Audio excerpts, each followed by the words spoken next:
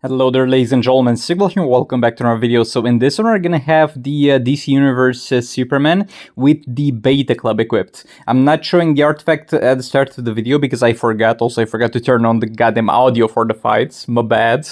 But you will see the artifacts in the Beta Club and the build at the end of the video. But to get a level 10 Beta Club, and we got maxed out passive stats. I got a bunch of requests for this, and I think anybody who knows what this artifact is and what it generally does and what teams it is good on knows this is gonna be insanely strong by default. This is basically, I mean, not as far as the way the damage is dealt, but as far as what buffs the damage specifically. This is very similar to Twin Blade, but stronger.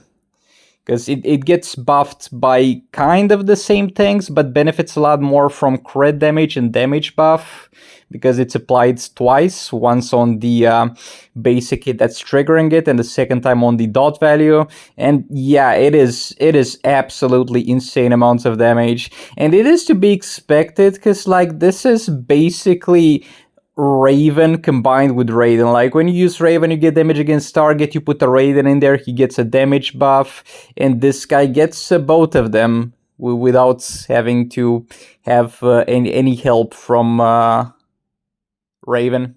He's got the built-in Raven support thing on Special 1, but only works for him. I'm not sure if it says for DC Universe heroes. Maybe they add more DC Universe heroes, and maybe this works for them too. But for now, it's only for him. But yeah, Beta Club works very well too. I think nobody's surprised. I went with Killer Frost because I didn't really have any fights that I could conveniently combo and chop, and you don't really need to do that with Beta Club, but yeah, I didn't really want to bother too much. But trust me, we do not need Killer Frost over there. Like, we would have been fine regardless. And yeah, I just noticed when showing the build that they don't have maxed out lethal chance on him, which I should probably max out. Right here we have Boss Cyborg. This is a situation where it's not a hard fight, but I need to be as optimal as possible with Batman the Drowned, because this guy doesn't have much attack, so we're not stealing much attack, so we're not dealing much damage. Also, a lot of time it took me to deal the percentage hull damage because he's got the damage cap, and that did slow us down a little bit. By the way, now that I have him on the secondary account, I can't promise anything because I'm still on holiday, but if I find the time, we might get to the point of 2 videos a day. We'll see. We'll see. Okay, so far so good this fight, activating the passive again. Trying to add as many puppet stacks as possible, but trying to do a few basic hits with Robin King from time to time to keep the crit damage up. I did tag Batman the Drowned there a little bit early. That was a little bit of a mistake on my end, but though no big deal. Just keep spamming that with Robin King. And we're gonna kill him, I think, with 40 seconds left? No, it's gonna take a little bit more because the passive expired again and we need to activate it. Okay, there we go. There we go. Let's move on to the next fight. By the way, the reward was some garbage. I forgot to show it for this one, but it was nothing too amazing. Over here we have a little bit of a cleanup team. And look, guys, since you're reworking legendary characters, maybe do a little bit of something for the Flawed Justice team, because they are fine with Beta Club, but outside of Beta Club usage, they're not doing great. And like all the reworked legendaries are stronger than the Flawed Justice team. And yeah, my Peacemaker's not 7 stars yet, and probably I would get a little bit better results out of that.